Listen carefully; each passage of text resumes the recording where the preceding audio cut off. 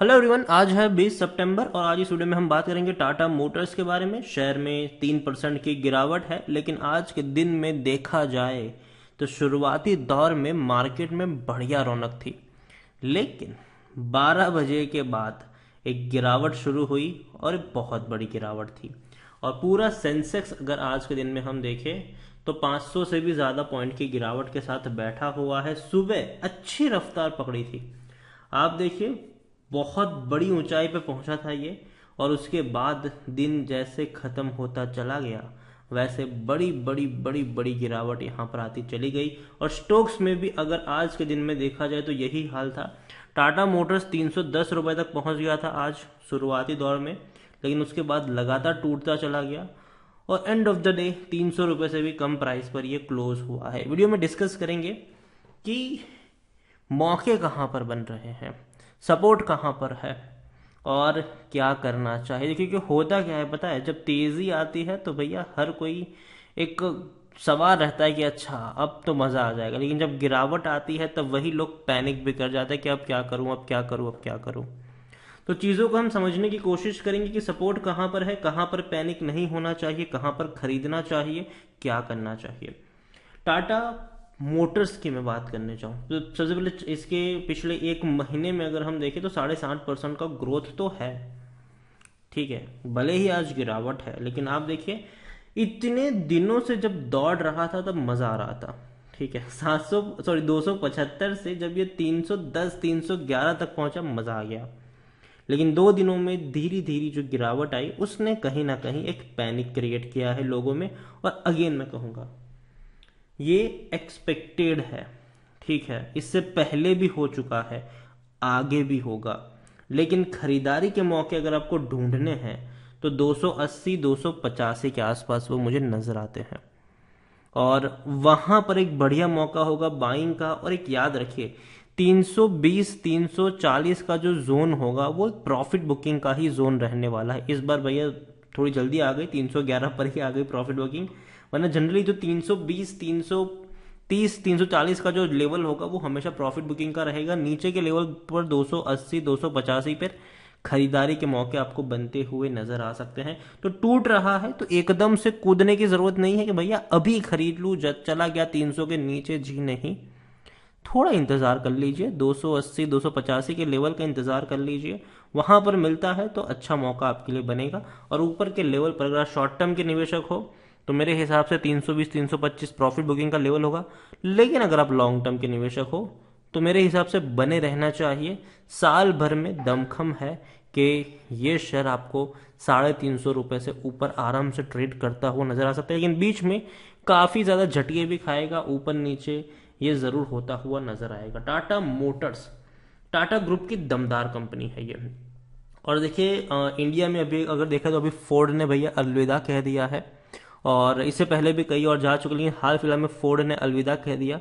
हालांकि Ford market में उतना बड़ा कंपटीटर था ही नहीं, ठीक है, गाड़ियां कम ही बिक रही थी उनकी, लेकिन फिर भी जो फोर्ड की जो गाड़ी थी कुछ इको स्पोर्ट्स वगैरह, वो ऐसे सेगमेंट की गाड़ी थी जहां पर टाटा मोटर्स की गाड़ियां भी भैया फेमस है। टाटा नेक्सस की बात करें हम, या फिर टाटा सफारी जो लॉन्च करी है इन्होंने अभी, उसकी बात करें तो वो भैया कह सकते हैं कि उनका फायदा यहाँ पर होगा उन कंपनियों का जो उस सेगमेंट में काफ़ी अच्छी पकड़ रखते हैं, मजबूती रखते हैं।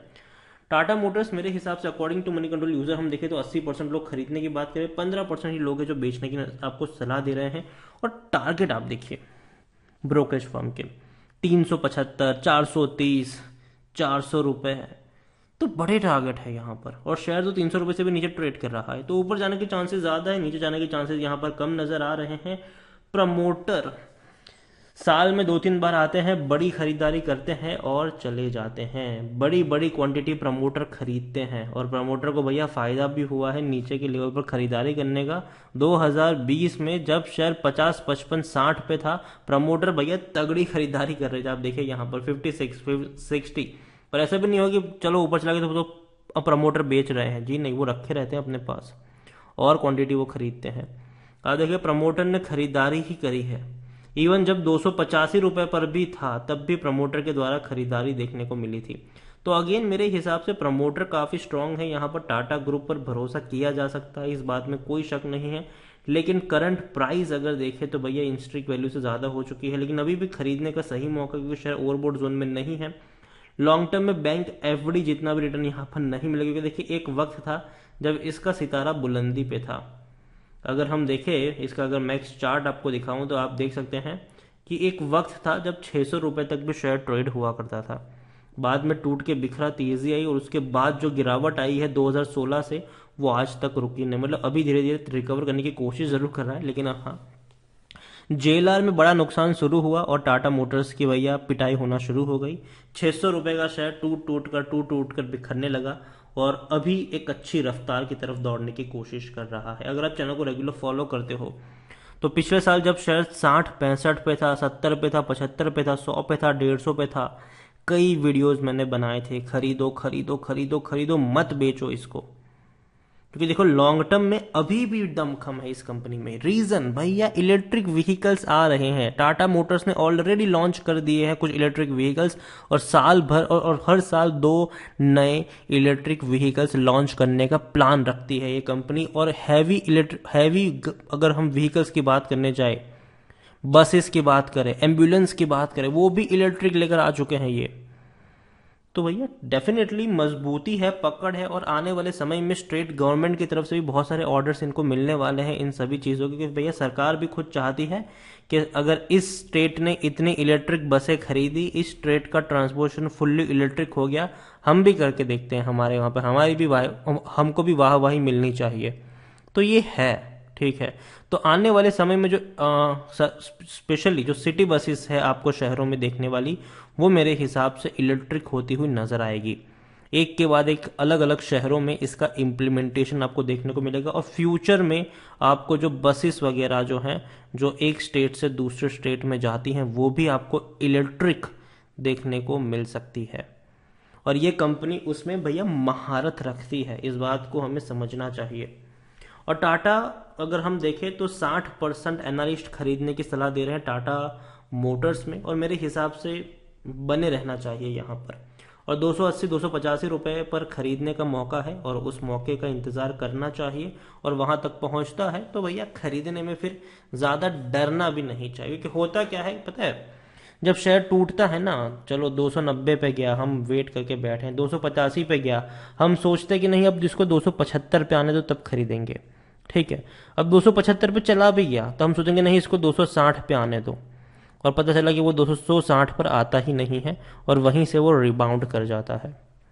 तो चीज़ों को याद रखिए, समझिए। यहाँ पर मेरे हिसाब से अगर आपको खरीदारी करनी भी है तो अगर 285 पर पहुंचता है तो थोड़ी सी क्वांटिटी खरीद लो। लगता है कि थोड़ा और गिरेगा तो नीचे के लेवल के लिए थोड़ा पैसा बचा के रखो, ताकि थोड़ी और क्वांटिटी आप नीचे के लेवल पर ऐड कर पाओ। लॉन्ग टर्म का गेम यहाँ पर खेलना है, शॉर्ट टर्म का नहीं। लॉन्ग टर्म में पोटेंशियल है इस कंपनी में अच्छा रिटर्न आपको कमाकर देने का, और टाटा भैया भरोसा है इस कंपनी का डेफिनेटली। टाटा के साथ साथ जेएलआर को भी हमें यहाँ पर काउंट करना चाहिए, और उसकी भी मेहनत आने वाले समय में आपको देखने को मिल सकती है। तो वीडियो को यहीं पे एंड करूंगा। पसंद आया हो तो लाइक करो, शेयर करो। चैनल पर अगर आप पहली बार आए तो प्लीज़ सब्सक्राइब करो। टाटा मोटर्स के बारे में आप क्या सोचते हैं वो भी आप मुझे कमेंट में लिख के बता सकते हैं। Thank you.